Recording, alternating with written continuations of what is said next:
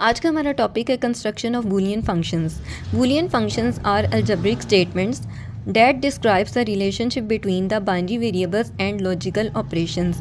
ये basically algebraic statements होती हैं जो रिलेशनशिप किसके दरमियान डिफाइन करती हैं, बाइनरी वेरिएबल्स के दरमियान और लॉजिकल ऑपरेशंस के दरमियान। लॉजिकल ऑपरेशंस जो अभी हमने पढ़े हैं।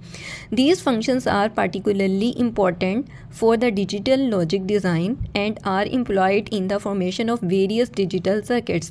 ये अहम किरदार अदा करते हैं किस में, डिजिटल लॉजिक डिज़ाइंस में, और मुख्तलिफ़ तरह के जो डिजिटल सर्किट्स होते हैं उनके बनाने में इनका इस्तेमाल होता है। Which are the basis of current computer, mobile phones and the even simple calculator.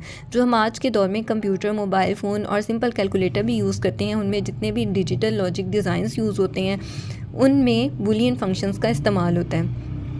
आगे है understanding Boolean functions. A Boolean function is a function which has a one or more binary inputs and produces a single binary output।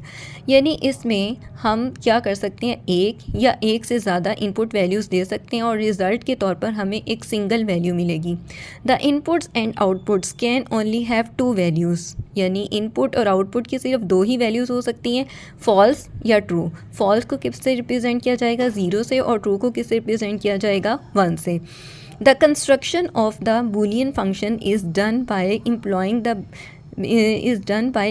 the basic logical operations such as the AND, or not, which connect the inputs to generate the correct output। उन्होंने कहा कि हम जो Boolean function बनाते हैं वो किस तरह से बनाते हैं कि हम बेसिक लॉजिकल ऑपरेशन यूज़ करते हैं, ठीक है।